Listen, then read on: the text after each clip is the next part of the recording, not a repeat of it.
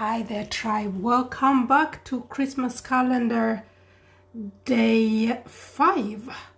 This is my Christmas calendar, and we have come as far as to day 5.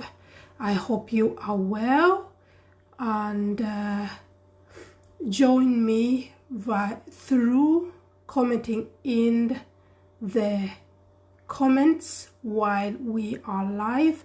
I'm trying to pin this thing here, but I'm telling you, Instagram, you don't want me to win. Anyway, family, welcome back to my Christmas calendar. Let's see if more of you are going to drop in, and we will start. Today we are talking about the Christmas calendar. It's all about Elna's. Nice to see you, girl. It's been a long time. Thank you for joining me. Like I was saying, Christmas calendar. This calendar is all based in how to guard your peace in this season, how to guard your peace in hectic season. And today we're talking about guarding your peace by thinking positive. Yes, I know I'm not, and this is not a kumbaya kind of session. This is real practical things we'll be talking about. We're talking about the difference between thinking positive and worrying. Thinking and worrying, what is good for you? What are you actually doing? Are you aware of that you're doing it? And such things. That's what we'll be talking about today. But let's just get to it, because like I said, this is a lunchtime live Christmas calendar day 5. Guarding your peace by thinking positive. Let's start with, and I've spoken about this before. Are you aware if you are thinking or if you are worrying? I know that question is easier said than done, but the thing is, there is a slight difference between those two. But sometimes when we get so sucked in our day-to-day obligations and at home, in our relationships, at work, we have a way of having these activities floating around in our system without being 100% sure about what is thinking and what is worrying. Let's start with thinking. Thinking is good, and I don't believe we can think too much, because thinking makes things happen. Thinking triggers creativity. Thinking triggers productivity. Thinking is problem solving. And thinking is problem challenging. So thinking all in itself is good. And then we can look at worrying. Worrying is a disease. Worrying is no good for nobody. Worrying is a root of mental illness, a root of mental imbalance, a root of physical illness, because it starts with small worries and then it snowballs.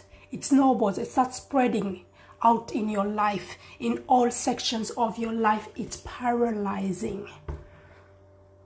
So that's why I really want us to talk about if you are thinking or if you are worrying.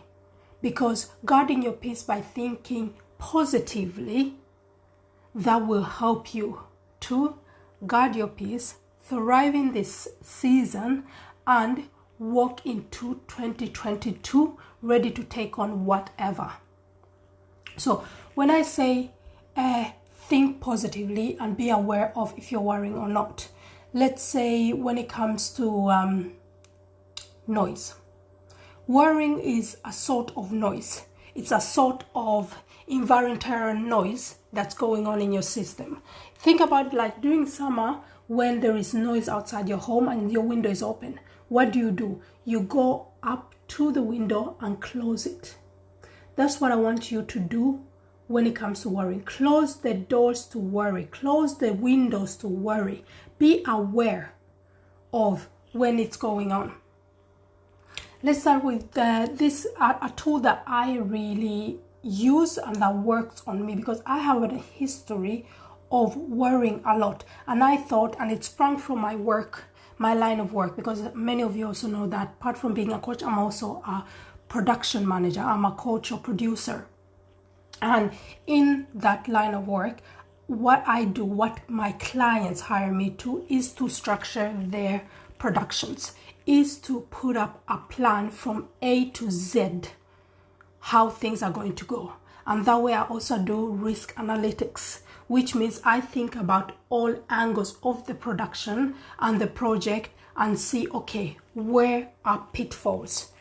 What risks can we meet? And to map them out, eliminate them, and go ahead with the production. And when I started getting overworked, what do you think happened with that ability and that skill? That skill set started just expanding and expanded to the extent where I wasn't controlling it anymore. I was worrying about everything. I was trying to turn out fires left, center, and right in hypothetical situations. Not healthy. Remember, I said worrying is a mental illness. Worry is a physical illness. Worry is an unbalance for the soul. So I was worrying all the time. And getting out of that, I learned to have a mantra that would pull me back. A mantra that will pull me back every time I got sucked into the worry. So what I used to ask myself is, and I still do, and this works for me, you have to find one that works for you. What I asked myself every time was, what's the worst thing that can happen? What's the worst thing that can happen, Miriam? Because then I came out of for myself, not in a project manager's responsibility or so, because now I had to save myself for me to regain my peace, for me to come back to me. I was asking myself every time I was worrying, in the specific context that I was worrying about, what's the worst thing that can happen? And could I control it? Those were the two things I asked myself. Most of the time, my mind was getting the best of me.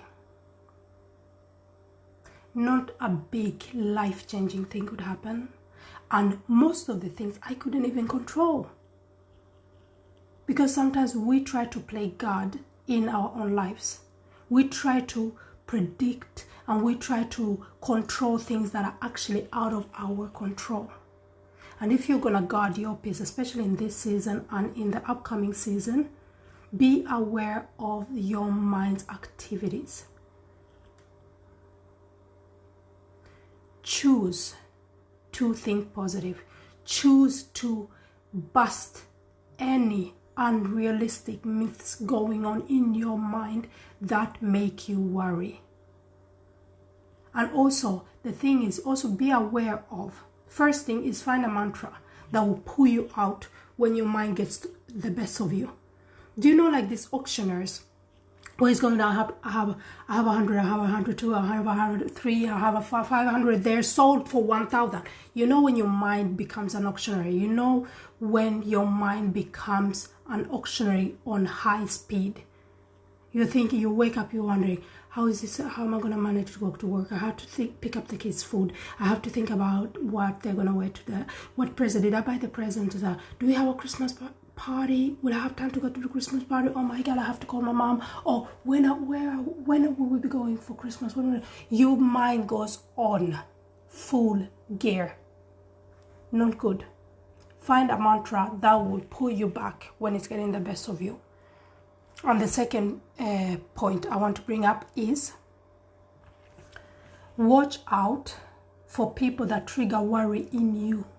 Some people, some relationships are toxic in the terms of they trigger worrisome in you. I know I have a client that has a colleague. Every time she sees this colleague, she knows this colleague is coming with something that lands on her lap, comes with some sort of problem that ends up on her lap where she feels like she needs to solve it. And we were working on this past month, we've been working on, why do you feel like you need to solve it? How can you eliminate this individual dumping all sorts of worries on you? Because these individuals can be in your house. They can be at your workplace. They can be in your family. Be aware of them. Be aware of them. Like we spoke about earlier, you can only take responsibility for yourself. And if people are dumping things on you, making you worry, triggering worrisomeness in you, then there must be a door open for it. Lock that door, lock that window, hell, close off the ventilation if they sneak in that way. Just block it and also be clear about it. But before you can do that, you need to be aware of that they exist. So find a mantra and map out who triggers worry in you.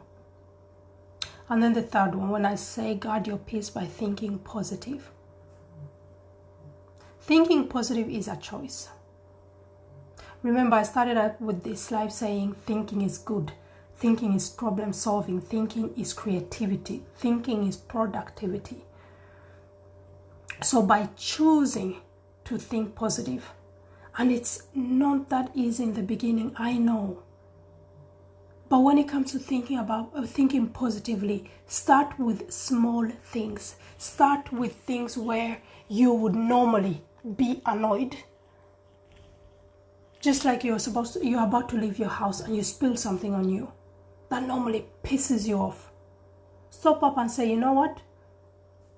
It is what it is. Let me change my blouse, let me change my sweater, and then I'll be off. Because the energy you will put on being mad that you spill something on you is going to lose you time, because it's going to lose time. It's going to suck your energy out of you before you even leave your house. How do you think it's going to be when you come out in the world and meet other people with their problems, with their worries, and with their luggage?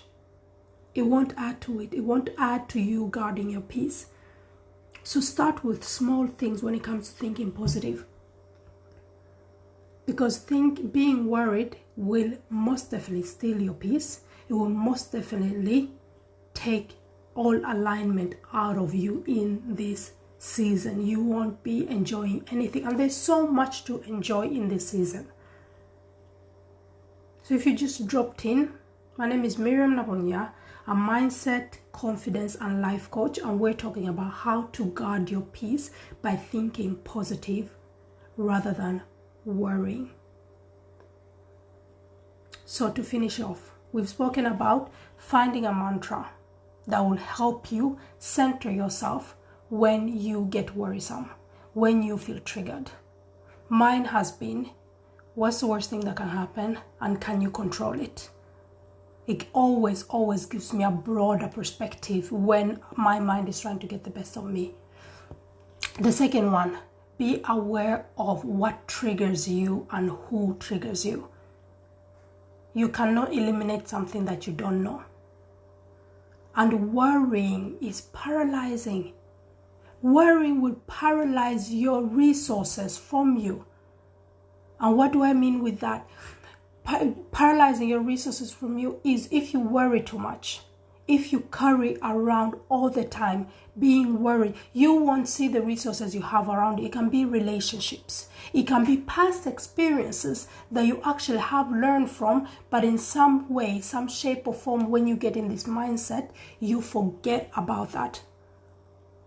And worrying will also trigger loneliness. Loneliness in a situation and in a place in your life where you actually are not lonely, but you've pulled yourself into mental loneliness. So worrying can be paralyzing as well. And third, choose to think positive. Choose to think positive. For those of you that have been with me for a while, I say the devil is a liar. And that's when I know I'm getting tested. That's when I know in situations where I would normally handle it, I would be able to shake myself out of it, I get sucked in, then I know I'm getting tested. You find yours. Mine is the devil is a liar.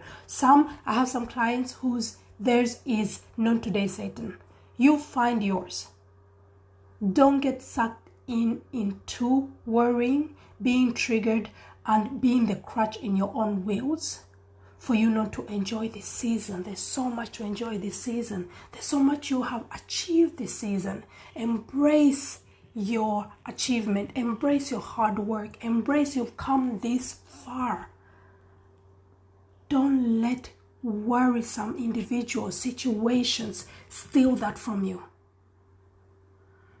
Hi Rivers, sister, thank you for joining us. We're talking about guarding your peace by thinking positive rather than worrying.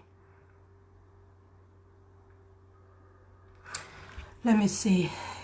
I'm currently in a situation where I know the triggers but not practically able to remove them until a certain time. Any advice on how to cope with that? That's really good. You've already actually come over the hurdle of the toughest one.